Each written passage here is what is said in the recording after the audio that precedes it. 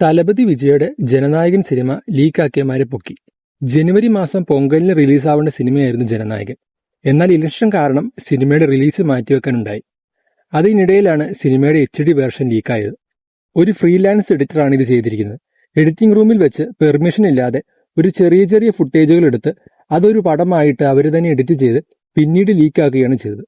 ഈ ഒരു ലീക്കുമായി ബന്ധപ്പെട്ട് ഏതാണ്ട് 6 പേരെയാണ് അറസ്റ്റ് ചെയ്തിരിക്കുന്നത് എന്നാണ് അറിയാൻ കഴിഞ്ഞിരിക്കുന്നത്. സിനിമ ലീക്കായതുകൊണ്ട് തന്നെ വലിയൊരു സാമ്പത്തിക നഷ്ടമാണ് സിനിമയുടെ പ്രൊഡക്ഷൻ ഹൗസിന് നേരിടേണ്ടി വന്നിരിക്കുന്നത്. അതുകൊണ്ട് തന്നെ കുറ്റവാളികൾക്ക് അർഹിച്ച ശിക്ഷ കിട്ടണമെന്ന് പ്രതീക്ഷിക്കാം. ബെൻസ്, ലോകേഷ് കനകരാജിന്റെ സിനിമാറ്റിക് യൂണിവേഴ്സിന്റെ ഭാഗമായി വരാനിരിക്കുന്ന ഒരു പുതിയ പ്രോജക്റ്റാണ് ബെൻസ്. ലോകേഷ് കനകരാജിന്റെ തിരക്കഥയിലും ഭാഗ്യരാജ് കണ്ണന്റെ സംവിധാനത്തിലും രാഘവ് ലോറൻസ് നായകനായി വരുന്ന ഒരു ആക്ഷൻ ത്രില്ലർ ചിത്രമാണ് ബെൻസ്.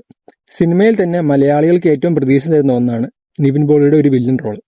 നിവിൻ പോളി എൽസുവിന്റെ ഭാഗമായി കഴിഞ്ഞത് തന്നെ ഒരു വലിയ കാര്യം, അതും ഒരു വില്ലൻ റോളിൽ. ബെൻസ് സിനിമ എൽസിയിലെ മറ്റ് സിനിമകളെ പോലെ ആയിരിക്കില്ല, ഒരു പുതിയ ചാപ്റ്റർ പോലെയായിരിക്കും.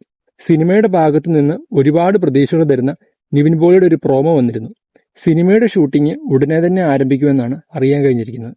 റാക്ക, അറ്റ്ലിയുടെ സംവിധാനത്തിൽ അല്ലു അർജുൻ നായകനായി വരുന്ന ഒരു ഫാന്റസി അഡ്വഞ്ചർ സിനിമയാണ് രാക്ക. 700 കോടി ബഡ്ജറ്റിൽ ഒരുങ്ങുന്ന ഒരു സിനിമയാണ്. സിനിമയുടെ ഭാഗത്തു നിന്ന് കിട്ടിയ ഏറ്റവും വലിയ അപ്ഡേറ്റ് സിനിമയിൽ ബോളിവുഡ് ആക്ടർ ഷാറുഖ് ഖാന്റെ ഒരു ക്യാമിയോ ഉണ്ടായിരിക്കുമെന്നാണ്. ജവാൻ സിനിമയിലൂടെ ഇരുവരും ഒന്നിച്ചതായതുകൊണ്ട് തന്നെ അറ്റ്ലിക്ക് വേണ്ടി ഷാറുഖ് ഖാൻ ഈ സിനിമയിൽ തീർച്ചയായും ഒരു ക്യാമിയോ ചെയ്യുമായിരിക്കും. കൂടാതെ ദീപിക പദുക്കോണും രാഷ്മിക മന്ദാനയും സിനിമയിൽ ഒരു മേജർ റോൾ ചെയ്യുന്നുണ്ട്. അപ്പോൾ കാത്തിരിക്കാം സിനിമയുടെ പുതിയ വിശേഷങ്ങൾക്കായി. ഈ വീഡിയോ നിങ്ങൾക്ക് ഇഷ്ടപ്പെട്ടെന്ന് വിചാരിക്കുന്നു. വീഡിയോ ഇഷ്ടപ്പെട്ടെങ്കിൽ ലൈക്ക് ചെയ്യാനും ഷെയർ ചെയ്യാനും സബ്സ്ക്രൈബ് ചെയ്യാനും മറക്കരുത്. ഇതിലും നല്ലൊരു വീഡിയോയുമായി ഞാൻ വീണ്ടും വരുന്നതായിരിക്കും. അപ്പോൾ ബൈ ഫ്രണ്ട്സ്.